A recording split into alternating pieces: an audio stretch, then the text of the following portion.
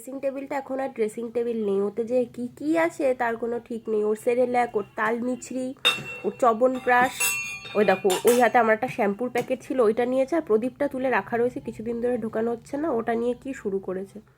কিরে কি করছিস স্যার? সন্ধ্যাবেলা পড়তে বসবে না? মাথা কই তোমার, মাথা কই? ও, আর তোমার চোখ কই, চোখ কই? আচ্ছা, চোখটা কিন্তু হাত দিয়ে চোখ বেশি, ও এখন আবার হাত দিয়ে দেখালো, বেশি সময় চোখটা পিট পিট করে। বাবা তোমার কান কই? হুম, এই যে এই যে এই যে কান কই?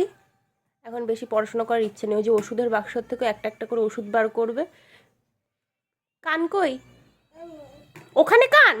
এই এই, কান কই? না, তোমার কান, কান দেখাও।